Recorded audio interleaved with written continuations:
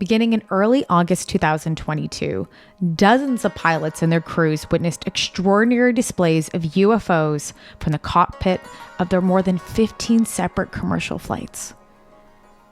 Based on current available video evidence and eyewitness testimonies, 7 or more events took place that appear to be related to the same phenomenon. These sightings occurred over the span of nearly 7 weeks and over airspaces as far west as the Pacific Ocean, near Japan, to as far east as Chicago. The phenomenon has been dubbed the Racetrack UAPs. Mark Hulsey was one of the civilians piloting a Gulfstream 650 private jet who had a UAP encounter and reported it to the Los Angeles Air Route Traffic Control Center on August 18, 2022. Here is his official audio report. Center Tower 650. Go ahead. We've got a few aircraft who are going here. Maybe going around in circles, much higher altitude than us. Any idea what they are? No, I do not. Okay, strange. They'll probably be Delta 41. Delta 41, standby. And Twilight 670, say the last part again? Yeah, they look to be, much higher than we are. They're going around in circles, so maybe 3 aircraft or some sort of aircraft is what they're. Yeah, Roger. Yeah, I don't know. You're not entering any military airspace or anything. I'm not sure. Roger that.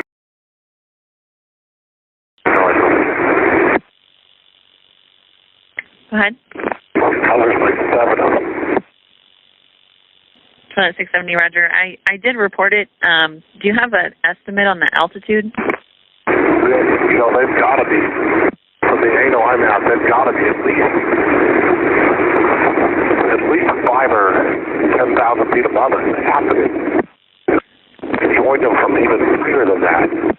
Twilight 670, Roger. And are they just white lights? They just keep going in circles. I was an F-18 pilot in the Marine Corps, and I'm telling you, I've done many intercepts. I've never seen anything like this.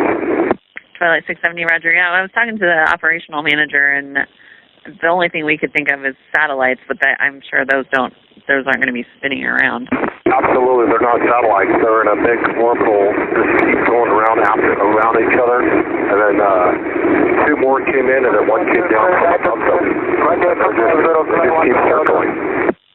670, Roger. Yeah, like I said, I did report it. I wish I could offer you the answer now, but unfortunately can't. And radar service is terminated, and frequency change is approved now. And Center American 6. American 6, go. Yeah, we see some bright lights now off to the north of us, well above the horizon. Gets real bright and then gets dim, and we've seen it about 5 or 6 different times in same general area, but in different spots. It's pretty weird stuff. American 6, Roger. And you said that was to the north of you, and how long was it happening? Because I think that's probably the same thing that other aircraft was seeing. Yeah, it's happening basically continuously, but maybe 10 seconds apart. Just different bright lights that come on, get bright, and then go dim. American 6, Roger. Thank you. I'll report that because they were asking up higher if I had any more reports. So thanks. You're welcome.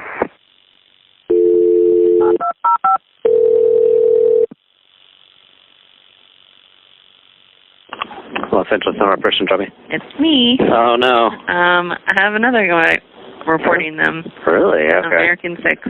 American 6. Is it off his right or left? He said it's to the north of him. He's probably 25 west of Catalina right now.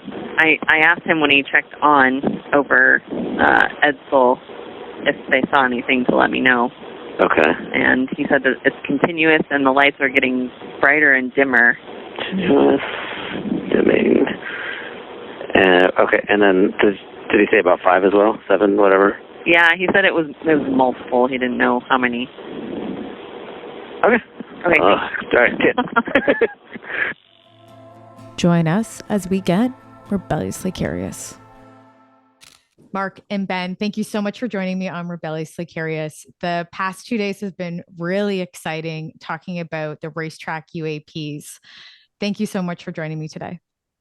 You're welcome. And thank you for covering the story.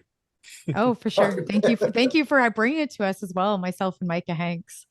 Ben, I would first like to speak with you, and Mark, we will also chat about your experience, but I'm really excited to get into.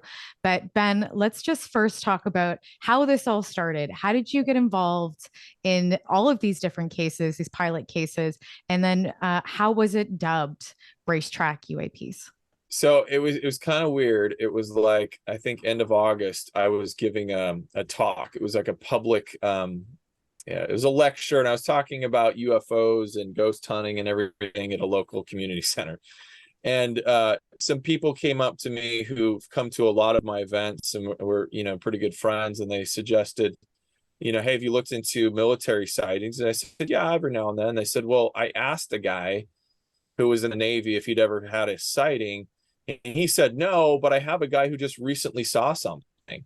Maybe you want to talk to him. And so they're like, do you want to talk to him? I said, sure. Yeah, okay, whatever. I was pretty busy. And I was like, let me know. Well, like the next day, they said, here's this guy's number. He's got this incredible thing. You need to call him. So I don't remember what day it was, but I sat down. I gave him a call. And I'm talking to Mark, and he's telling me this whole story of how he's flying a private jet. And all this stuff starts happening, and that he, attempted to get video of it. I'm like, you've got video too? I'm like, this is getting really interesting.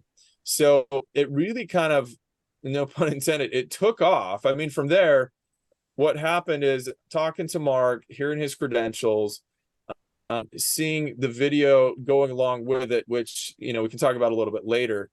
But the fact that, he's seeing something as being an F-18 pilot and very experienced, has done several intercepts on unknowns, speaks to that, especially because I've been involved in the Catalina Channel Islands area off of LA for a long time. We've done several TV shows, little episodes on this. It's a hot spot, right? So when he's telling me this, and then we have this connection with the Nimitz and the Tic Tac videos and things the Navy were filming out there, I'm like, this has to be some sort of, a connection here that we need to explore. So at any rate, from him, I make the first video. As soon as I post it and started talking about, the track of where he was, where we were made looking and all that, we get the ATC radar, I should say the radar screen. Nothing was, they claimed, seen on radar, but we have the audio. And when you pair the audio, and we started looking into who else they were talking to, we now get other airlines. It's not just Mark and his co-pilot seeing this. And from there, I started to get this kind of pattern developing where, I don't even know the total count. At this moment, we have well over, I'd say, 35 different commercial flights. Wow. At least 35. We have dozens of pilots, because you imagine each one of these commercial flights has at least 2 crew. Some of them including flight attendants. So you've got dozens, well over 30 plus, probably 50 at this point, witnesses of some phenomena that may be the same thing. We'll discuss that later, but we're not exactly sure if everyone could be grouped into what I call racetrack UAPs, because there are some people who've had a little different experience. Mark's was a little bit different, but we have something similar happening. And even before I heard the details of Lieutenant Graves, from the Eastern Seaboard F-18 sightings, before I heard him describe it as a racetrack, I thought I coined the term, because everyone was telling me they're doing loops, they're doing circles, they're going back and forth. I'm like, a racetrack. So I'm like, let's call it racetrack UAPs. And lo and behold, you got Ryan Graves talking on Joe Rogan yesterday. Right. Or the day before, right? And says they were doing racetrack patterns. So it's not something we ignore. But to sum it up, what we're looking at right now is much bigger than even just this case. The bigger picture, and what I always keep telling people, the skeptics, and I'm skeptical. I mean, I was the one to introduce on the internet the first pretty much tutorials of what satellites look like when they're flaring up and doing things, right? No one else is doing this. No one from NASA comes down and gives you a tutorial on what satellites look like when they rotate. So I am skeptical. When we look at each one of the possible explanations, even in this case, let's say the end of the day, we're able to reasonably determine what these things are. The bigger picture is this: pilots, both military and civilian, which have been ignored, are kind of like waiting for the dam to burst because they have so many stories that they talk amongst themselves, not generally reporting to ATC. They hesitate doing that because of various reasons, and they want to be heard. They're seeing things happening, and so far the FAA does not have a process in place. They're not taking it seriously for the most part. Investigations are not being followed up on, and it's their job. It's their job to make sure our airspaces are not only protected, but that we just, for the simplest reasons, that we know what's in them and who's operating in them. And if it's a conventional explanation, great. But we need the resources. We need to tap into the civilian pilots. And that's kind of like what this snowballed into, this kind of bigger agenda. I think that's amazing. Can you tell people, just so that they know, again, it's not one incident, it's multiple incidences, but what was the time frame? It was early August, and then the locations were all the way from, Chicago then to Japan. So it's pretty vast. But what was the time frame like with all these different incidences? If it is the same phenomenon, again, it's so developing still. But I now have, I talked to a pilot just 2 days ago in Sydney, Australia. Okay, so we have our first reports from the Southern Hemisphere, but that was just a couple months ago, I believe. Well, actually, that was a couple weeks ago. But I have reports now of people in the Midwestern United States to last winter.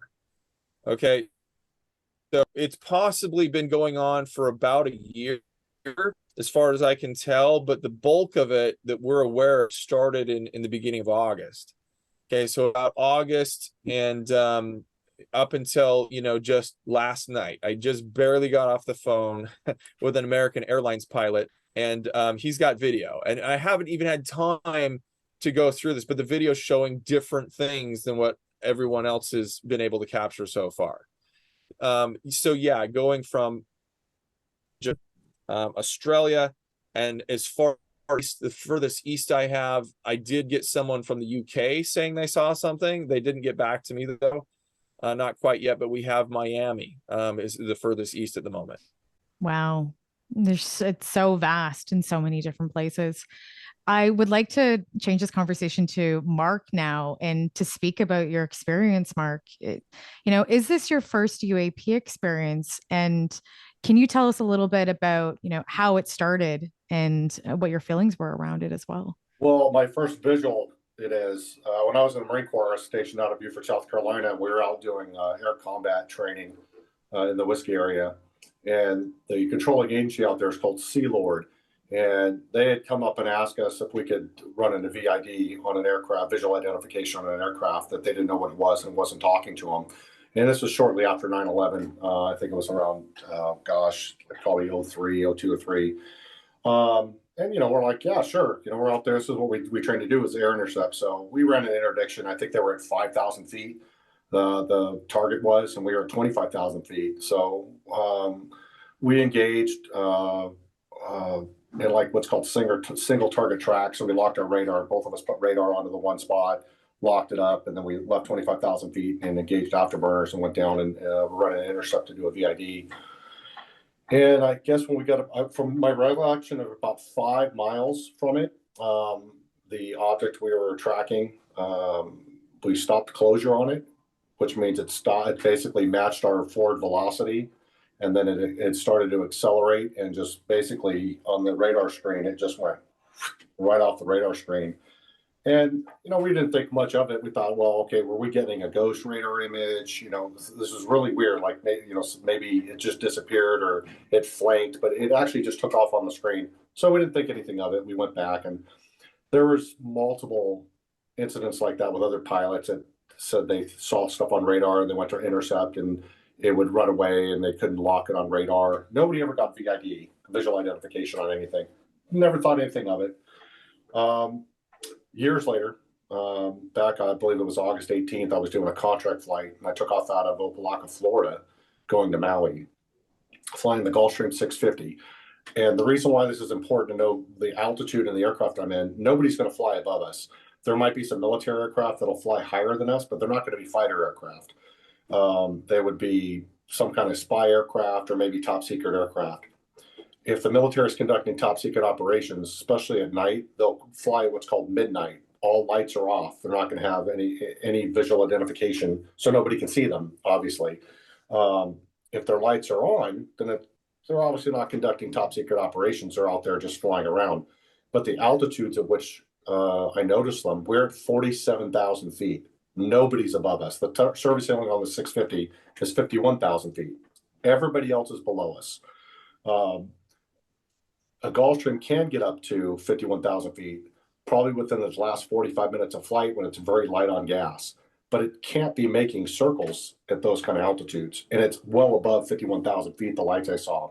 So pushing off the coast, we were feet wet, so over the water, heading towards a push point called Dinty, which is a point in space where you hit to take a track to go to Hawaii. I just happened to look out the right-hand side of the starboard side of the aircraft, and probably in an angle, probably at about this, if I can get it on about this angle here, I look up and I see, I believe it was two lights, and they were doing like a circle, like a racetrack, like Ben said.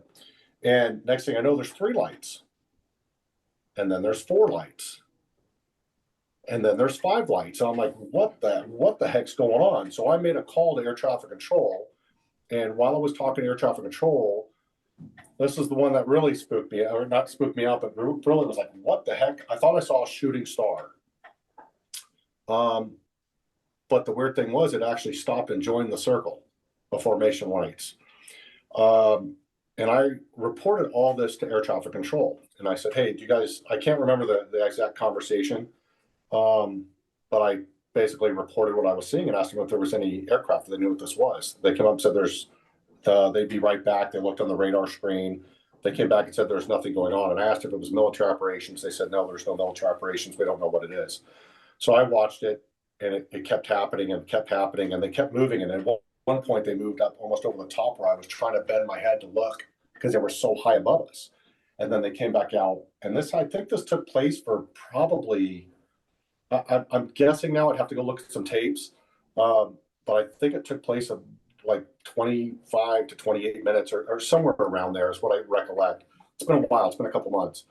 So the last time I saw them is when they came so high, I was trying to bend my head, and they had actually moved up to where I couldn't see them anymore. I didn't think anything else. I tried to record them on my phone. There's some anomalies with the phone that we could go into later, but I wasn't able to catch it on my phone. So I thought no big deal. We got to Hawaii. I could hear air traffic control before they switched me off. Air traffic control was asking other aircraft if they see him, and nobody said they saw. Everybody's like, no, we don't see anything. Sorry, we don't see anything, which I thought was very strange. Get to Hawaii. The next day, the next morning, I receive a call from Center, and it's a supervisor at Center, or he says he's a supervisor at Center, and they start asking me some questions, and they send me a bootleg video they took of the radar tapes. And all the tapes, you can see the radar screen and you can hear all the conversation back and forth. And what was really interesting is you can hear the conversation between the controller and their supervisor. And they were laughing, saying, oh, is it, a satellite or Starlink? They really didn't take me serious, but I realized they took me serious once I heard the tape, because when I told them I was a retired Marine F-18 pilot and I've done intercepts, then they started taking me serious. Then I got a call later from, I believe it was the J-Talk. Ben, you can correct me if I'm wrong. I think it was the J-Talk, somebody back east that took about a 45-minute statement of what I saw. No, you didn't tell me it was that long. Yeah, Mark Yeah. didn't know who he'd called. I did a reverse search on the number because they were just kind of, I don't know if they were elusive, but maybe they said it and you didn't remember it. It was They like, didn't tell me. They didn't tell oh, me. really? Yeah. Wasn't the controller sort of surreptitious with you? Like, here's the number that doesn't exist. Like, Absolutely. He told me, I'm yeah, going to it's send weird. the number, call them. They want to talk to you. And I didn't know who it was. But I called them, talked to them. It was about a 40 to 45-minute interview. And then they suggested I reach out to, well, first thing they said is my information was going, they were gathering information from other sources. And this was actually a report that was going to be sent up to Congress. I think I told you that. That's what they told me. And then I don't know. I got a text message. Ben, you correct me if I'm wrong here. Like I said, this is going off memory. I then received a text from one of the controllers saying something weird happened, that the next morning the supervisors went in and had a meeting about what happened. And when they came out, they said all the radar and information was either corrupted or destroyed. So different controller, and they sought him out on social media, right? So again, that's the point, that like they're going through unofficial channels because they feel perhaps that the higher ups aren't doing the job. They're not taking it seriously. So they're worried or they're interested. And they're like, hey, let me tell you the scoop. And so, yeah, go ahead. What did he tell you? Yeah, he basically told me that the all the data around my incident was either corrupted or destroyed, and that they were still trying to pull it up on the tapes, but they weren't able to get anything. And then he reached out and he talked to me about other things that had been reported by civilian and military pilots about lights under the water. The latest being, it was a flight of two F-18s, EA-18s called Shock was their call sign, that they had reported stuff out from under the water. And then I received a call from Ben, and we started talking about it. I sent Ben whatever videos I thought I had, and there were some more interesting developments later on. We talked a lot about what I saw, my experience, my background, and then nobody else. So real quick, I'm sorry, I'm jumping around from. No, it's great, Mark. Go ahead. No, go ahead. Notebook, but the controller told me that he had contacted. I heard him talking to other airlines. He said the next morning, or when the aircraft that had come through had landed, people had called the control and told them, "Hey, yeah, we saw that," but they didn't want to say it over the radio. So there's still a stigma out there of pilots not wanting to report anything. Now, I work for a private billionaire. My job's not in jeopardy. They're not going to fire me or ground me because they think I'm either trying to get publicity or maybe I'm crazy. But I know there's a stigma of pilots not wanting to report anything. I think once Ben started doing some investigations and other people started allowing information to come out and some videos, actual good videos came out, now pilots are starting to come out of the woodworks. And I think, Ben, you said 35 to 37 air crew members are reporting this. And I guarantee you, there's a lot more that haven't seen any reporting on this yet. And as soon as they do, there's going to be more eyewitnesses. And more importantly, there's going to be some good video evidence that's coming out. I guarantee it. But there is a stigma with pilots that they don't want to report it. It's been like that for many years. Nobody would ever report seeing a UAP, or back then they called them UFOs, because they can get grounded. They can say you're crazy and you can lose your medical and not fly. Sure. There's a lot of pilots who are. Hey, Mark, Absolutely. Could I interject really quick and let everyone know, like, how did you feel when you learned that you weren't the only one who reported and the only one who tried to take video and came forward? Did it make you feel a little better? I talked to Ben about this before anybody else came forward. There's a gentleman that Ben respects. It's a critic of all of his work, and he tries to disprove everything, right? So there's a mutual respect between them. And it made me feel, I mean, I know what I saw, but it made me feel, the only thing that we can describe it as is a survivor's remorse or guilt or something, where I'm like, people are looking down or people are calling me a liar. And it's more of to me, it's more of an insult, because I know what I saw. I'm not seeking publicity. I was just reporting what I saw as a pilot should. If you see something, you should report it. And I just felt, then I started feeling stupid. Like, you know, things started getting pointed out to me, and I'm like, you know what? I feel like an idiot for even bringing this up, or even talking about it. But I feel a lot better. I feel vindicated now that so many pilots have come out and seen sort of the same thing. And it's sort of the one similarity is it's a racetrack pattern. Ben, did you talk to anybody before you talked to me? Did you know about any of this before you talked to me on the phone? No, I mean, like I said, the hot spot has always been there off the coast, but we've been looking at incidents since Nimitz, but nothing that's specific to circling craft of any sort. Now that this is the first year of it. But there's people who came out after we talked that started telling you, yeah, I saw it prior to this, prior to the August 18th, right? The Hawaiian Airlines pilot. Yeah. It was you, and then I think I had a couple report at the same time, but the Hawaiian Airlines pilots were kind of next, and there was a cluster of them. There was like 6 different airlines there that were involved. But then the reason I'm getting to that is I know that I believe it's the Hawaiian Airlines pilot encountered it prior to me, a few days or a week prior to what I saw it, but he never said anything to anybody. And that's what I'm trying to get to. Yeah. There were I'm trying to get to the point who saw things before you. Yes, I'm trying to get to the point of the stigma attached to pilots not wanting to report anything because people are worried that there's a stigma attached to it. So I'm telling you, I know for a fact that there's plenty of eyewitnesses, and I guarantee there's more video out there that hasn't come to light yet because it hasn't made national media. People haven't seen this at all. And I don't know how Ben was able to track all these people down, but I guarantee you, as soon as the word starts getting out, we're going to see more military pilots. We're going to see more corporate Part 91, 135, and airline pilots that are going to start coming out and telling us what they saw or have video. I guarantee it. I hope so. And it's so exciting. And I love this conversation between the two of you guys. And you've like taken up all my questions, which I think is amazing. But I would like to ask you though, too, about the reporting structure. I think it's really important to know that there isn't really something in place. Like you are reporting and you're talking to the, to center, which is LA, which people would have listened to before our interview in the audio. But is there any other larger reporting civilian system for this? And if so, what would you want it to look like if there isn't right now? Well, Ben, if I can answer this one real quick. Now, what I found out was Ben told me was the JTAC. They actually told me to call the UFO reporting national hotline. So MUFON? Did they ask you to call MUFON? No, okay. Completely different. Okay.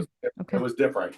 So I called these guys, filed a report with them, and they were really nice. They were great. They took the information, and next thing I know, I got a call from MUFON, and that's where I was like, okay, guys, take off the tinfoil hats, because they were asking me if I had radiation burns, we have unexpected fuel burn, loss of time, and they were asking me all kinds of questions.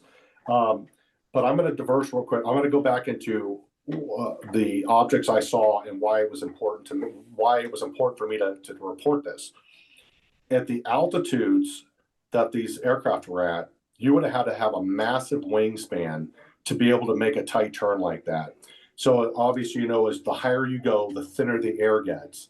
So you need more of a surface area to produce the same amount of lift in straight and level flight.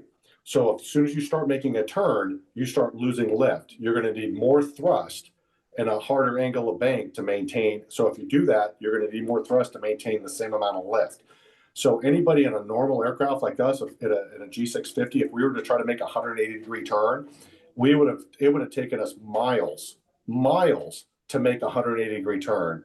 Where these were making these really tight orbital racetrack patterns, and they never lost altitude. They never lost in sequence. They were always in the exact same sequence and distance between the lights. That's something else that was really strange. At that height, going that fast, the G loads would have been tremendous. You couldn't withstand a G. I mean, I pulled 7.5 sustained Gs in an F-18 Hornet, and it hurts. It physically hurts. If it was a military aircraft, you'd have to be an afterburner. Let's say it was the F-22 Raptor. Well, first of all, why would they go up? Why would they be at that altitude doing tight turns with super bright lights on? It just doesn't make any sense. The lights are landing lights on a Raptor that you'd be seeing, which means they'd have their landing gear down, which is well out of the envelope of being able to perform a maneuver like that in that kind of aircraft. It wouldn't happen. It couldn't happen. Landing lights are attached to the landing gear, which means they would have had to have their landing gear extended. You wouldn't be able to fly the aircraft. I guarantee the landing extension altitude on those things is probably like 10,000 feet. It's not going to, and higher than that, it's out of the envelope to extend the landing gear. So that was something that was really concerning to me when I saw this, because I thought, there's no way this is military. It can't be military. It can't be satellites, because it followed us. It stayed in pace with our aircraft, and I believe we were going. I believe it was I can't remember the Mach number. Ben, do you remember the Mach number from the video? 8789. Yeah, I think you were going. Was it 0.84? Does that sound about right? Oh no, not the 650. That's way too short. That's way too slow. Way too slow. Yeah, we were probably at least 0.88. Probably 88, 87 or 88. I think you were 88. Yeah, so that's basically 8.8 miles a minute is how fast we're moving forward at that altitude. So for something to be following in following in formation with us, basically over us, and still doing a racetrack, sir, it's very odd. And it wasn't a satellite. I'm telling you right now, they weren't satellites. It's impossible. And especially with the one that came down and joined them. That's, I think, where my story differs from the other people that saw it. Right. And we should note that there was another airline that was the American 6 that ended up reporting something, ended up reporting similar of what you were seeing around the same time too, as well. Yeah. Yes. Yeah. Yes. Now, you said that it was following you. Do you feel that it was communicating with you? Like, no, what was your full intention for that? You just said, is this thing trying to play with me? I didn't even think that. I thought at first, I didn't know what it was. Like I said, I thought maybe it's a military aircraft, but when it started doing the circles, because that's when you first see it. When I first saw the light, I'm like, oh, I thought it was maybe it's something higher military, because I knew it wasn't civilian. If I would have been down lower, if I would have been on the ground or in a smaller aircraft, or even at 25,000 feet, I would have never even looked up at it again. Never. But being at 47,000 feet, 100, there's no way something's going to be above us. A civilian aircraft is going to be above us. It's impossible. They're not going to be doing that. So for them to be pacing us, I don't know if it was coincidental that I was following along with us, or it was, observing us. I don't know. I don't know the answer to that. All I know is I don't know what the heck it was. The lights were, the light. I saw the lights. I think, Ben, correct me if I'm wrong. I think I reported a total, was it 7 lights? Yeah, you called in 7, 3 or 4 lights, I think, initially, and then you called in several minutes later, and we're trying to get an update from ATC, and you said there's 7 now, and one came down, joined like the rest of them, and they keep circling, and she's like, I'm sorry, I don't have any answer. And in between that, she's back and talking to her higher ups and making the call, and like, he's calling me again. What do I tell him? When you don't see something or go over and over and over, your memory starts getting fuzzy. So that's why I keep referring back to you, because I know you've been on this and reviewing this stuff a lot. No, I think that's fair. That's fair. It's hard. It's been a couple months too since it's happened. It was early August. Was there a heat signature off this craft that you would know of? I'm not sure if you're able to. Okay. Yeah. There was nothing. Now, if it was an aircraft that could produce afterburner, we would have seen it. No sign of propulsion whatsoever. Nothing at all. I mean, there's nothing. There's obviously, we're too high for them to be marking, which is basically contrails, and you wouldn't see them at night anyway. So it was just a light. Yeah. Go ahead. Well, I mean, the controller asked him that, are you just seeing lights? He responded, well, whatever they are, basically, they just keep doing circles. And what out is Mark corrected when the first story came out. I was talking about the other craft. He called me and he's like, this is awesome, but I'm telling you, I'm not seeing exactly the same thing they were, right? Because they'd taken some video and some stuff like that, and he was adamant, though, that these started perhaps in the same area where, the Big Dipper is, a lot of people reporting this, But in his case, as he's going west, they move from there and are doing circles and almost come, if I'm not mistaken, Mark, directly in front of you. They're still way up, so he's going to strain his head, but they're moving from that location, right? Which is another reason I keep pointing to people, just because the video doesn't evidence something doesn't mean that we should just discount the actual eyewitness testimony that these things are not behaving like satellites, right? If this was Starlink, if this was some new type of satellite that only appears in a small region when it's flaring and then it disappears, but it's linear, that's one thing. But that's going to stay in that same part of the sky where you're seeing it. This in fact though is moving and moving over his basically top of the craft. Well, I even think that even satellites, if they were even geosynchronous, they're not going to sit there and do 360s in a circle. That's not going to happen. I mean, they're going to be staying in one spot, right? They're geosynchronous. They're going to stay. They're not going to be doing this orbit that I saw some of the videos you posted. There's no way those are satellites. It's impossible. And you saw a light. You didn't see any like solid structure. You just saw lights. No structures at all. It was too dark. And that's another thing that's that I hate is you're looking up into a black abyss. You can't tell distance. You can't. I had to take an estimate. So what I told Ben what I did is I went into the box and I went into what's called TCAS, Traffic Collision Avoidance System, and you can change it from normal to above or below. And so if you go to above, it's going to show every aircraft above you. If you go to below, it'll show everybody below you. If you go to normal, it only gives you a couple of 1,000-foot bracket on either side of your altitude. So I went to above to see, okay, well, maybe it's something up there and it's got some kind of traffic collision avoidance system that's required of all aircraft in U.S. airspace, ADS-B it's called, but nothing popped up on it. And also, so it didn't show up and air traffic control didn't see it. So if air traffic control didn't see it, and, they're sending me these videos later of the bootleg copy of this that I sent to Ben, it just gets me scratching my head going, well, how come they're, I think somebody told them to either corrupt the tape, hide the tape.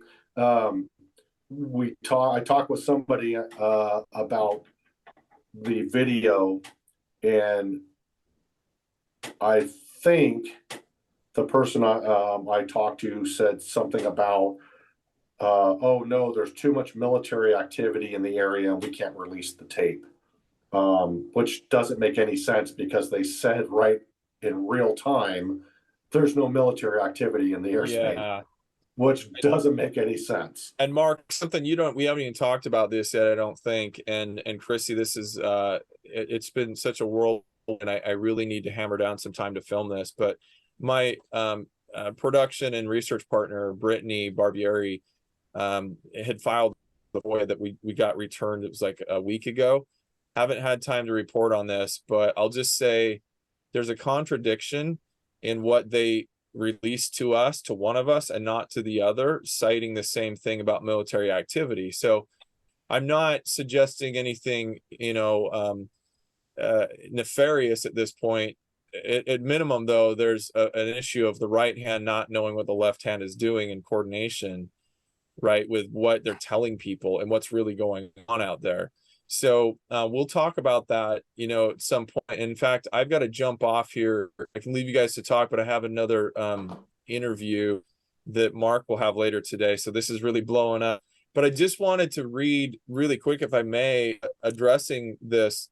As I'm sitting here, these reports are pouring in, and I just got an email from another pilot who said that they were operating, they want to remain anonymous, but they were coming in operating an Airbus 320 from LAX to SDF. Isn't that Springfield? What's SDF?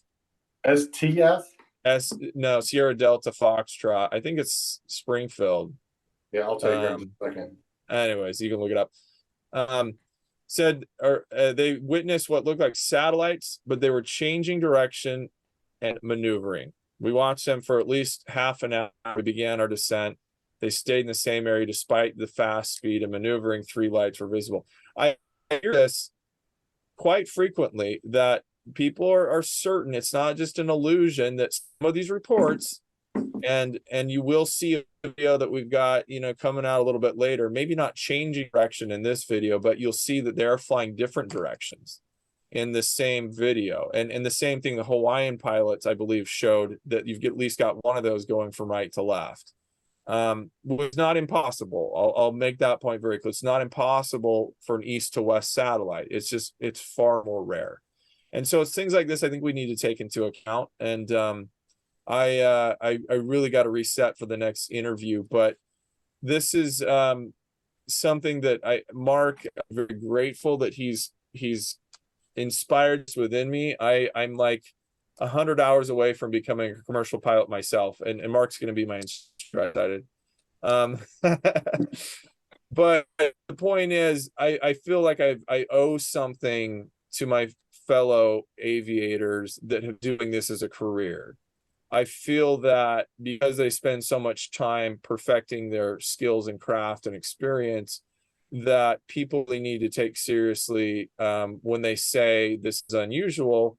Doesn't mean it's alien, doesn't mean it's extraterrestrial. It just means, first of all, this is a national security issue, and we don't need to treat it, oh, woo woo, you know, we don't talk about that, ha ha, funny you saw a UAP, right? Get rid of the stigma. Let's take it seriously. Let's find out what's going on, and, you know, work together to solve it. So, I mean, that's kind of my thing right now. And Mark kind of kicked it all off for me.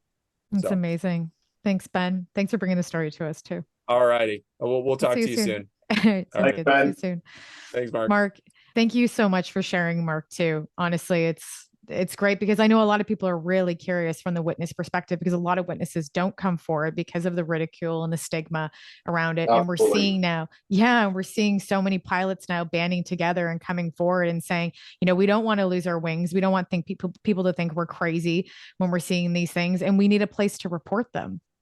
Well, I think it's funny, like I said before, there's a stigma about it, just like the pilot just reported he wants to remain anonymous.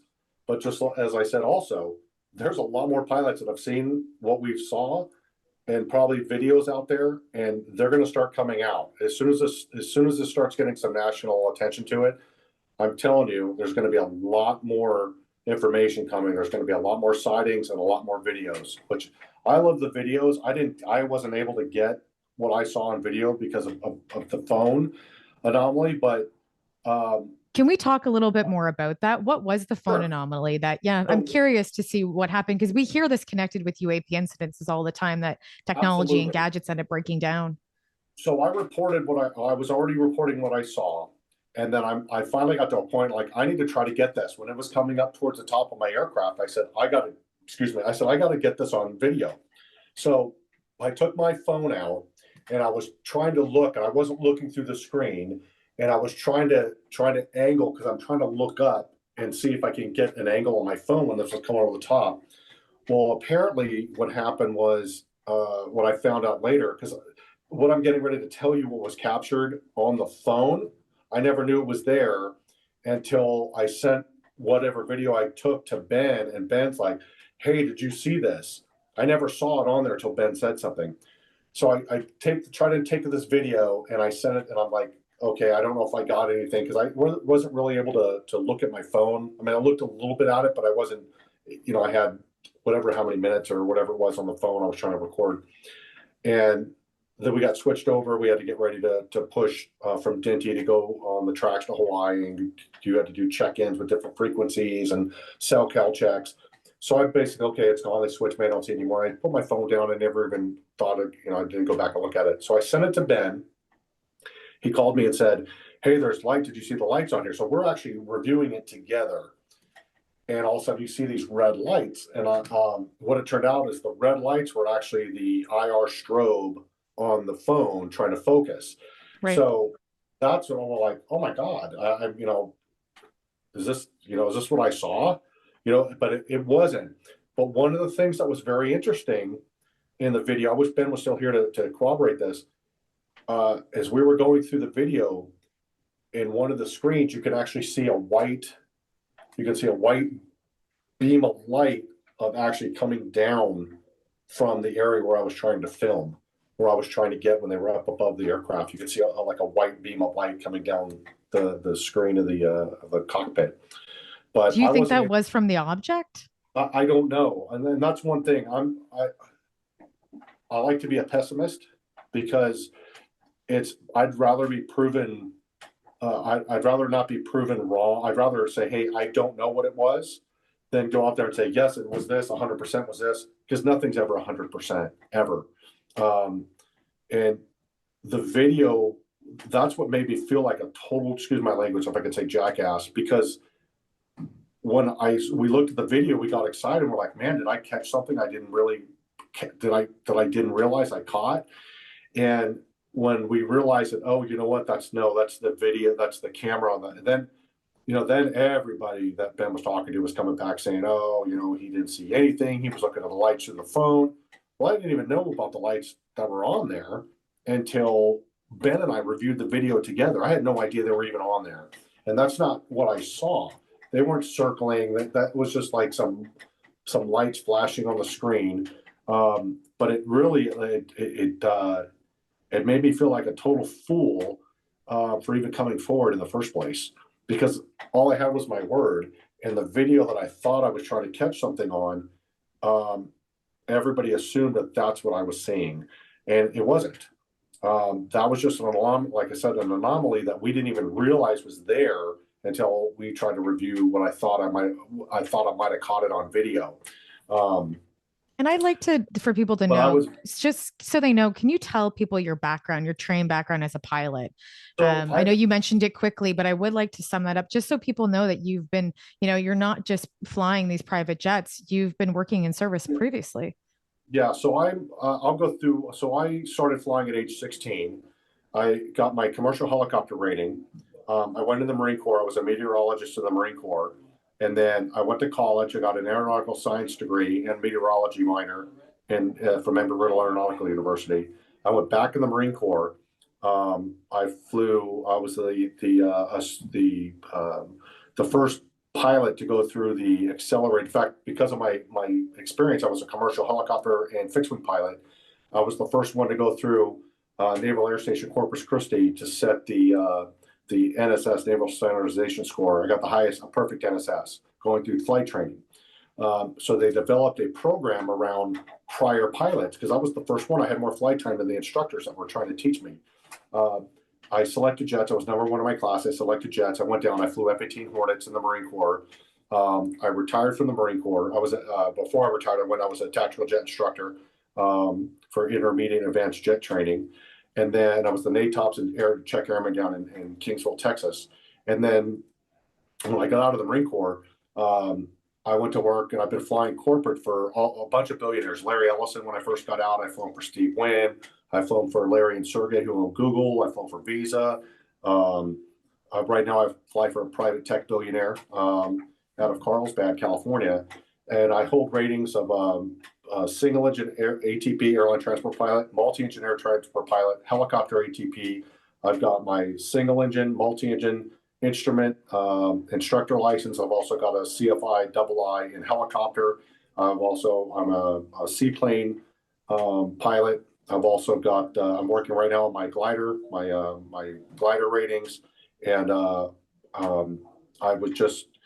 I just interviewed with the FAA to be a designated pilot examiner here in California, which means I can go out and give check rides to people who are trying to become pilots, and actually go out and give them their check rides and sign them off, and they can become a pilot. Or actually, I'd be the one signing them off, and they would be a pilot. So I'm not somebody who, like when I told Ben, I'm not trying to seek publicity. I just want to know what it was. I wanted air travel. I did the right thing as a former naval aviator to report what I saw. I wasn't trying to embellish on what I saw. I just wanted to let them to know the facts. Just like reporting a BDA, battle damage assessment. If you see something or you drop bombs in combat, you're going to go in and do a battle damage assessment. You're going to let them know, what damage is there. You do a recon or whatever. You're gonna report the facts and not embellish, because embellishing doesn't do anything for anybody. So what is lacking then in the reporting system that you would want right now as a pilot? What is lacking? What would you say? And, and even moving this towards Congress, and saying to them, this is what I would like. This is what we need to have changed and implemented. So there's good and bads in reporting. Some people will report just for publicity because they feel they need the exposure. They want the attention. That's the bad part of it. There's a lot of good reporting surrounded by a lot of garbage, and it needs to be weeded out. Skeptics need to be skeptical, which is good. If you can be proven false or proven, it needs to be. If somebody wants to attack my credentials and my sightings, I'm fine with that. That's fine.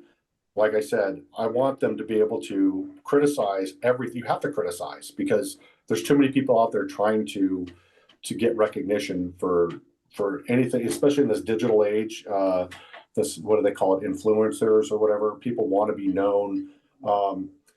So there's a lot of ridicule that comes with it. And a lot of pilots don't want to report it. So if they can make I think they already have some kind of reporting system where an air traffic control needs to be on board. The FAA needs to be on board. I think if they allow pilots if they have some place where pilots want to be anonymous and they can report it, I think anything that takes place that's not compromising national security, all radar tapes, air traffic control, everything needs to be kept, and it needs to be analyzed. And we need to look at it. Look at what happened off the Nimitz. You've got people laughing at these guys, at the Navy commander, lieutenant commander, or the commander, saying, "Oh, it's a Chinese drone." Come on, it's not a Chinese drone. If it was some kind of top secret military vessel, out there flying around, first of all, the Navy would have probably they would have classified the radar tapes, and they would have sworn pilots into secrecy. They would have never been able to talk about it. That's for 100% would have happened.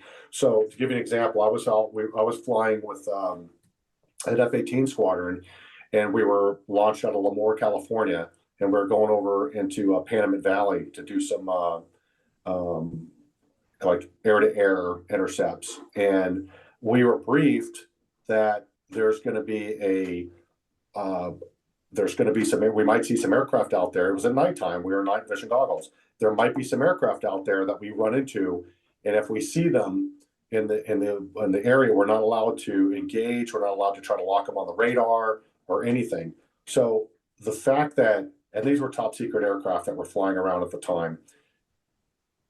So the fact that we were briefed as fighter pilots at that time that there's going to be aircraft out there coming out of Edwards Air Force Base that's going to be flying around to not engage them, they would have probably taken some precautions also with these F-18 pilots off the aircraft carrier, and they would have told them there's no way that they would have said, "Hey, there's a target out here. We need you to engage this target. Go do a VID," which what I told you, it's what we did out in the whiskey area. They're not going to send these guys to go look at this if it was a military operation, because the higher up, somebody has a TSSC, a top secret compartmental information. Somebody's got some kind of clearance that's going to know what's going on, and they're going to say disregard, or they're going to tell the guys don't worry about it. They don't know what it is. They might see it on radar, but they're going to say just disregard it. They're not going to send aircraft to intercept to get a visual ID. And if they did send them and nobody knew about it, and they did lock it up like they did on a FLIR, they're gonna take. It's a major threat hazard. Yeah. Well, they're going to take the FLIR if it's a military aircraft, a military operation. They're going to take that and they're going to classify it. It's going to be top secret. Nobody's ever going to see it. And they're going to, when the guys land, they're going to take them in the skiff and they're going to say, "This never happened," and sign this paperwork, and you never saw it. Did you feel that you were going to have kind of any impact with the object at any point in time? Okay. No, it never varied in altitude. It only varied in laterally, not vertically. So laterally meaning it followed us. It basically just followed us and doing these circular tracks and followed us until the second time. So one time it moved pretty close over in my hands here, overhead and back out. And then the second time when it went overhead, that was it. That's the last time I saw it. And I wasn't able to catch sight of it again. did you feel that your safety or anything was at risk? No, You know, not at there, all. okay, Not at all. Because that's like I said, wonderful. if there was a delta in altitude change, then that would have been you know, if we had to take some kind of evasive maneuver. So I can't speak right now. It's okay. Um, but we didn't. It was the altitude that it was at maintained its altitude. It was just laterally moving along, pacing us. Um, that's what was very strange. That's why I said for these things to be pacing us. So if it was another aircraft that was pacing us, okay, no big deal. It's got a large wing. It's matching our airspeed. But this wasn't an aircraft pacing us. This was something that was doing this at the same time as it was following us. So not only is it moving lateral this way, it's moving forward with us and pacing our aircraft. Yeah, if this happens to you again, what would you do differently? Well, this time I have cameras. I actually I went and bought some good GoPros, and I have a really good camera now that I can actually get good night vision, and I can actually see what's going on.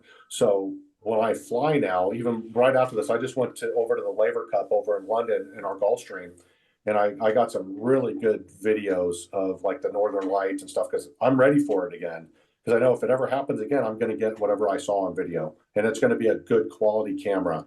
It's not going to have. I'm not going to have to worry about IR camera strobes from the iPhone. The iPhone's not going to be recording anything I get from now on. It's going to be something different with a good low light lens on it, so I can capture it. Really, that would.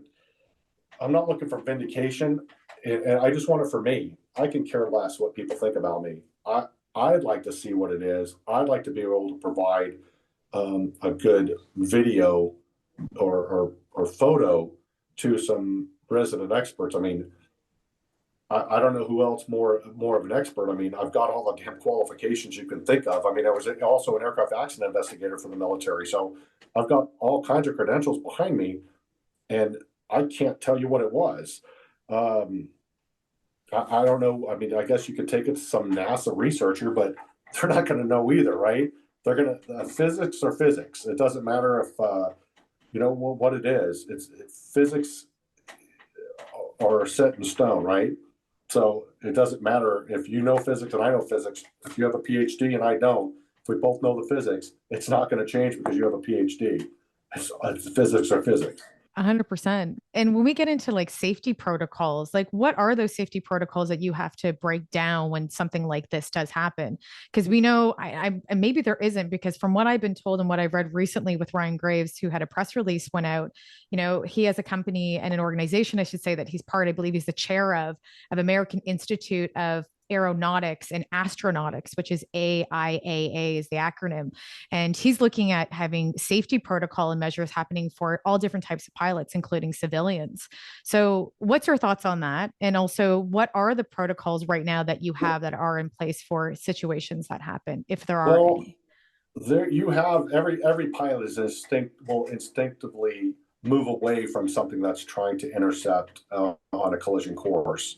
Um, what I think should happen, this is a little off topic of what you just asked me, but the military is here to do air interdictions. The Air Force especially. That's what the Marines, we don't do air interdictions unless we're off of a carrier, the Navy off of a carrier. The Air Force's job is to protect the skies. Um, and they've got pilots just biting at the bit to get in the air and go intercept something. We've got the most advanced fighter aircraft in the world. I mean, you got the F-22 Raptor before they discontinued it. It's still out there flying. That's the most elite aircraft in the world.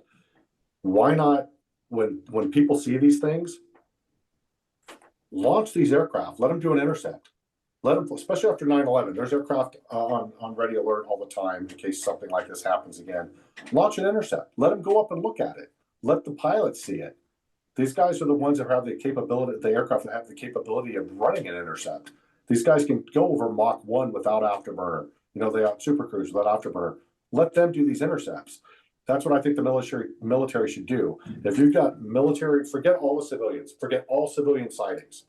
When you've got reputable tactical pilots, F-18, F-15, F-16, when you've got these guys seeing this stuff and they can't catch them, something's not right. Something's out there that we don't know about.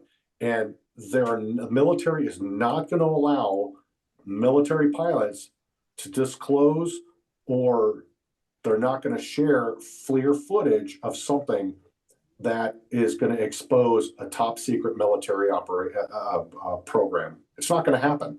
They won't do it. All that stuff would have been classified. We would have never heard about the Tic Tac. Never would have heard about it ever. And those guys would have been sworn to secrecy on it.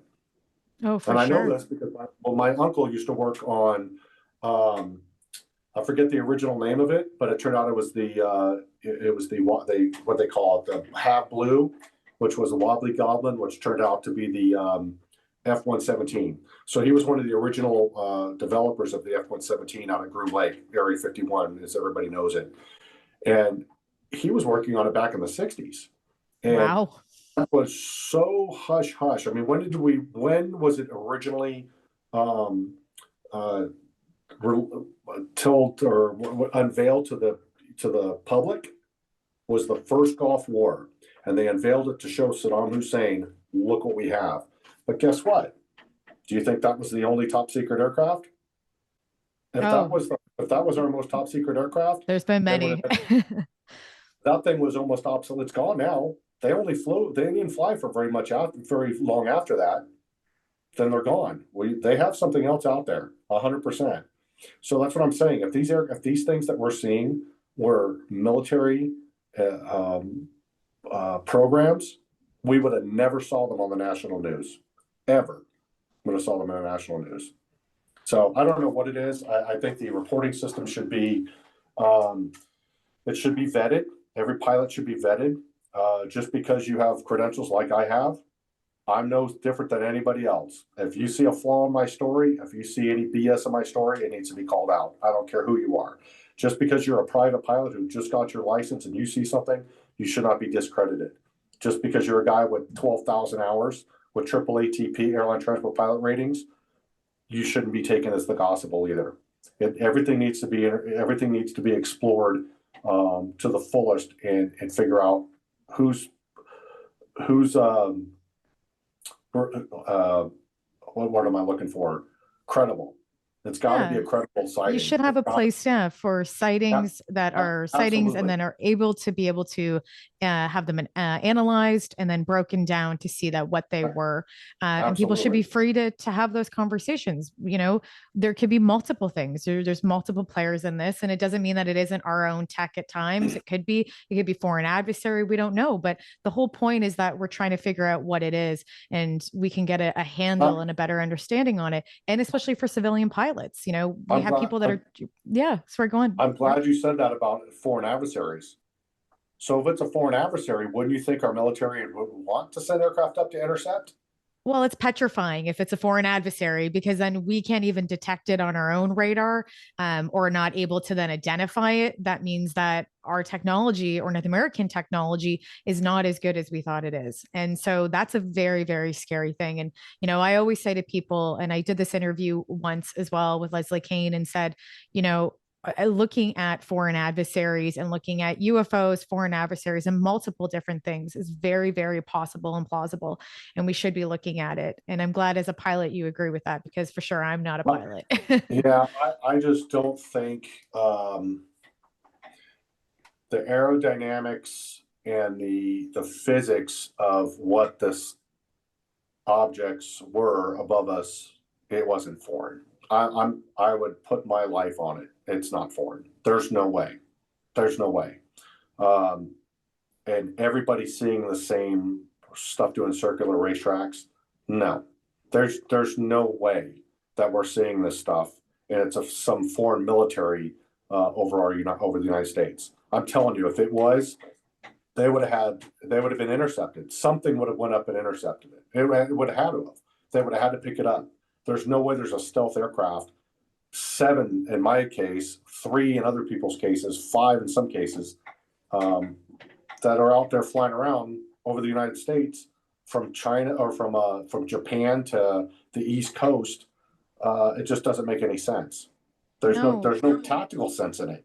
You think of where they're at, where are they flying around at? There's no tactical sense to it at all.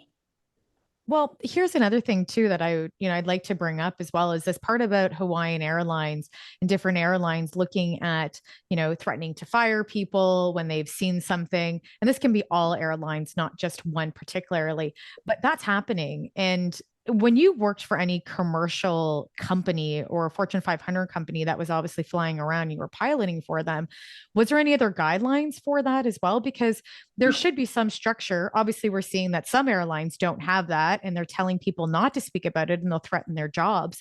But was there any other company that you have worked with in the past that maybe did take this into consideration as even potentially as a communications crisis? Because that's really what it is for these airlines now. You can't be firing people for seeing things and reporting that on a safety value. Well, it comes back to the stigma of being able to report it and they think you're crazy. I mean, what's the FAA going to do? That's what pilots worry about. Is the FAA going to take my medical because they think I'm crazy? Right. So you lose your medical? I mean, literally, you as a reporter right now could call the FAA and say, hey, there's this guy named Mark Hulsey, and he told me in a private interview that he doesn't sleep at night. He's got headaches or he's got insomnia. Guess what happens? I get a letter, and I'm not joking. I will get a letter from the FAA that basically says, we've got a report from somebody that you have X, Y, and Z problems. You need to go see a physician. We need a report from the doctor. If we don't get it within 60 days, you're grounded. You lose your medical, you're grounded. So the FAA, you are guilty until proven innocent with the FAA. So pilots don't want to do this. They don't want to report.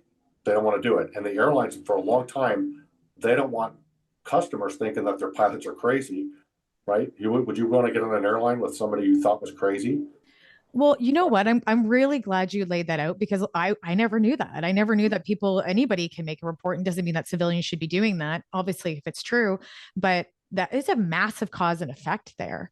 Absolutely. And that's really scary. And no wonder nobody wants to report, because not even just ridicule, it really is the fear that you are going to be grounded and you're never going to be able to work again. So you can see that. And that's just from a basic civilian report.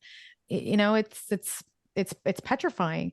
I go back to my other question though. Have you worked with any consumer brands or larger companies that had airlines that you were flying for that had any type of consideration, maybe not just UAP activity, but for something that was just anomalous in general that you couldn't identify? Let's just not say it's not one. Okay. Not one. Was there any talk of them maybe, have you ever heard of them even considering it? Interesting. Never. Well, it's maybe about time, airlines, that you make some communication changes. I'm in the military. Did when I was in the military, there was never any procedure in case you saw something ever of unidentified. But we called them UFOs. We didn't call them UAPs, but we called them UFOs. If you saw something, nobody would say anything. It's just like when we were on that intercept. It disappeared off our radar. We never got a VID on it. All right, we get back and chalk it up, and that's it. It turns into a little debrief item, and between the pilots that were on the trip, and that's it. It's over. You never talk to anybody else. Never talk to Sea Lord. Never talk to anybody. It's over. Nobody looks at radar tapes or anything. Tapes get thrown back into the bunch. They get the next flight that goes out, or whenever they get your brick. It was like a brick. Next flight that goes out, they put it in. It gets erased, or your HUD tapes get radar tapes. They just take them out. They put them in the next flight. And they go out and they get recorded over. Oh, really? Yeah, absolutely. Yep, there was nothing that was kept. So that's why I said that nobody really talks about it. And it was just sort of a stigma where it's just sort of a backroom talk, right? Like, what are they all kind of speakeasies, right? Back in the day, that's what it was. Guys would laugh about it at the O Club at night, or, guys would see something. It's the same thing with the airline guys. UAP speakeasy. It is. Well, there's a gentleman I flew with who's actually in charge of the aircraft that I saw it on when I was on that Gulfstream 650. I told him about what I saw with the other pilot I was flying with. And he had told me when he was in Pensacola, he was a P3 Orion pilot in the Navy. He told me about some stuff that he saw when he was in Pensacola, that he said there's no way it could have been a manned aircraft because the person in it would have been dead because of the G-forces that this thing was pulling it at the altitudes it was at. Well, guess what? He's one of the ones that later on caught part of the video and sent it to Ben of the same anomaly. But he was the one, I think he was over like Missouri or something. But he got the same thing on video, saw the same anomaly, as we'll call it. Wow. So And so the cases for the racetrack UAPs, they're all different looking. Like yours were lights. Would you even consider it an orb? Like if you had to pick a shape, what kind of shape if you had to? Because you really just said it was a light, right? Or did it have any form of shape? I know I asked you this no, earlier too, but yeah. it just looked like a ball of light. It looked like a very bright light, like bright lights. But mine were different because I saw some red. I saw they were like a reddish glow with it. So there were no like And they light. all seven of them looked at like that. No, they all looked a little different. Okay. There were some similarities, but some of them were brighter than the others. Some of them were really bright. Some of them weren't. Were they all Um, in the same distance as well? Like were they all they beside each other, lined up? I know that they were moving and they were they circular. were. It looked like so that it was the two that started out were in pair like this, right? Perfect, like a 180 across the circle. And next thing you know, the third one popped up, and then they were like equal, right? Three and equal, and then the fourth one, and now we're like four in equal distance. And then I think it was the fifth one that came and joined them, and then they were in a fifth one, and then there was next another six, and then seven, and they were just in a circle, doing the circle, and they were all almost evenly spaced. It looked like to me, obviously it's hard to tell, but they look evenly spaced, which was really strange. And you said Nobody it's was hard supposed to see the to. size, right? Size is You really can, hard to determine because of distance, right? well, especially at night, you have no depth perception at night. You Right. can't tell. So they could have been 5,000 feet above us. I'm estimating by the angle they had to be at least 10,000 feet above us that I was looking up at the map. And also, what you know was the light a 360 degree light, or was it a beam light like a flashlight?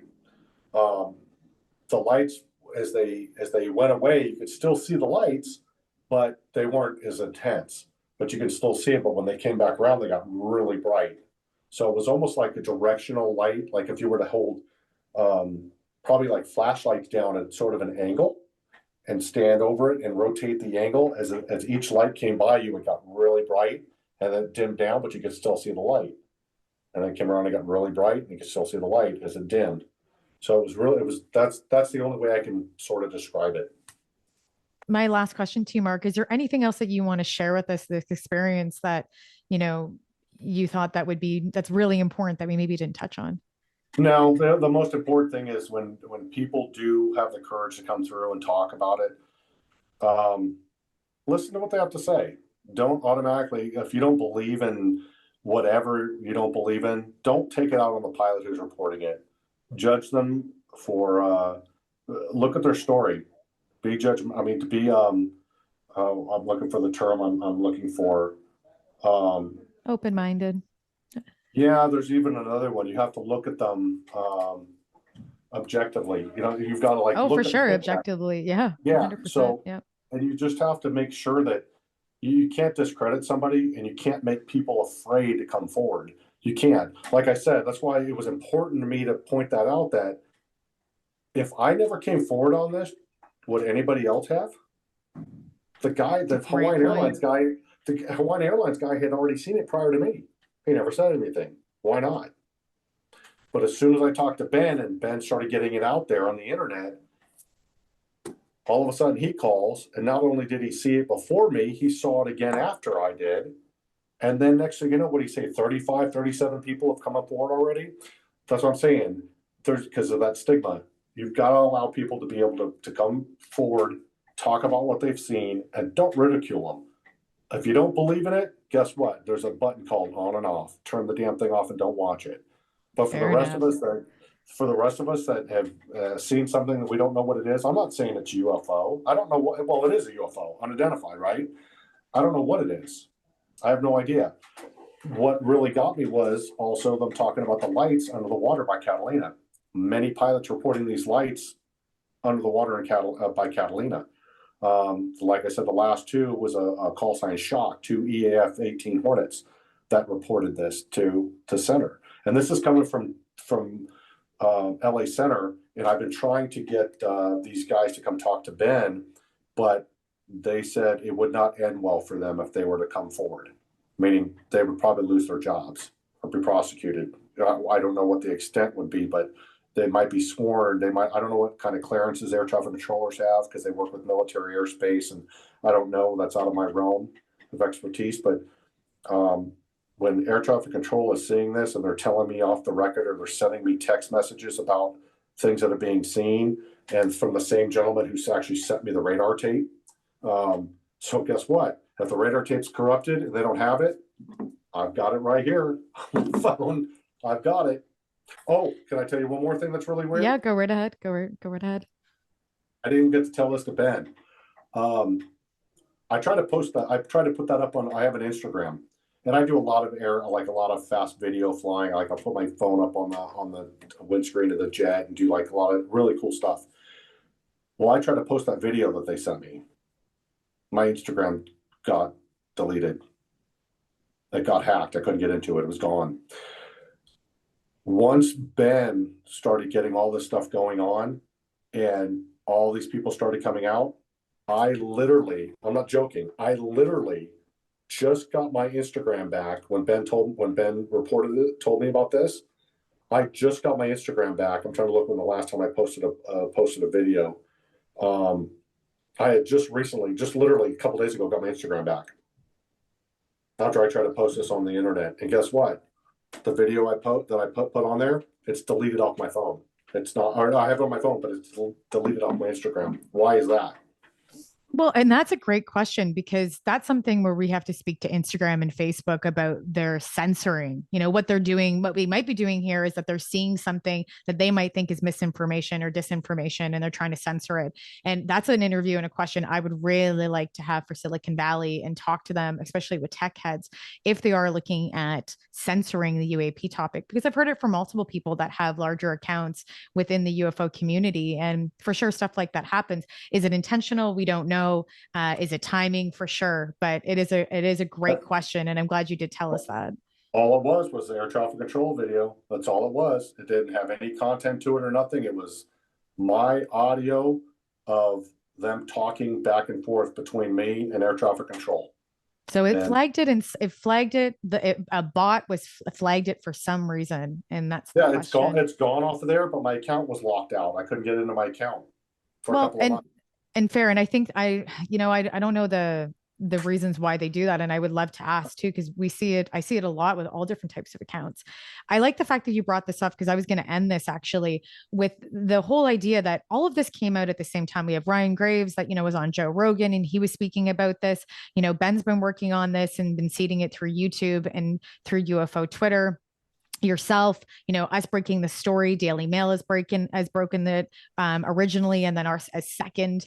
And then we also have had now New York Post pick it up. We're looking at NBC is going to be picking this up as well. The Today Show. So there's like multiple different outlets now, like really tuning into this. And this didn't happen. This wasn't some kind of, just so people know, it's not kind of some kind of conspiracy or anything. And everybody was talking. I want people to know that this just ended up happening all at the same time in a coincidence. Mm-hmm. And that all of these, from at Ryan Graves to all of us picking up on these stories, because it was in the ethos and people were wanting to know, and pilots are coming forward. So I just want to make sure that we clear that up, because as we know, people love to start their own rumors that there was some kind of form of alliance around this, when there wasn't at all. It was people sharing information and obviously working with news outlets to push it forward into, hopefully, into the mainstream. Yeah. The only person that I know that is involved in this entire thing, Ben, obviously I know him now, but the only person of every single pilot that's reported anything was Don, that I had talked, because I fly with Don. He saw it after I did. And Keith, who was actually on the aircraft with me, who didn't really believe me. He just sort of looked up at what I was looking at, was like, yeah, I went back to what he was doing. But he actually saw it with Don, a month later. So they're the only two other pilots that I actually personally know that is involved in this entire thing. But and now we're telling us had multiple experiences too, not just originally yours with Keith. There's been multiple after that. There's so many questions. Is there even a timeline within that when Keith ended up seeing that? And was it the same object that you know of? And I know this is Keith's story as well too. Yeah, so we don't know if it's the same. We don't know, but Keith, like I said, Keith sort of just looked off and was like, on the first one with me, because he was busy doing something else in the cockpit. But when Dawn reported this, like, I guess Keith started hearing about it, and he was like, I asked him if he wanted to talk, and at first Keith was like, nope, I didn't see anything. He didn't want to say anything.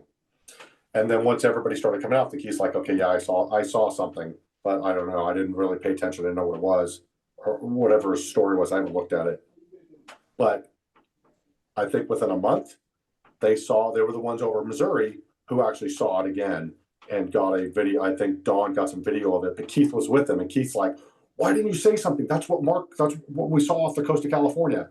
So I think they got a little bit of video on it before it disappeared, but he saw it multiple times. I'd love to see it again. I'd love to. But Keith has at least seen it twice. And Dawn's seen it once. Dawn watched it for like 3 or 4 minutes before he picked up his phone to start recording and said, hey, look at the stuff over here by the Dipper. That's another point. It's always by the Big Dipper, by the bottom star of the Big Dipper. But I think that's something I don't know if Ben alluded to. It's always by the Big Dipper, which is very strange also. Why is it always? And well, that's a great fact, because we have people that are researching and looking into this, and now will end up telling us too on YouTube and Twitter.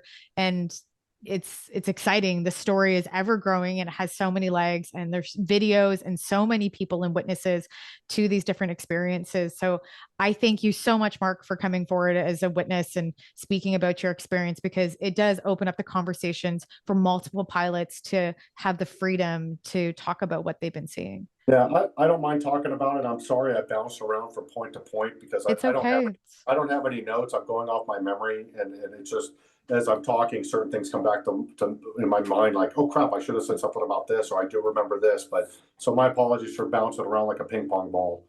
It's okay. No, it's great. And as I tell all my guests, thank you for being rebelliously curious with me. And hopefully we'll have you back on if there's even more footage and more stuff that comes out in the coming weeks. So thank you very much. I'm happy to be here. Thank you. Have a great day. Thank you for having me.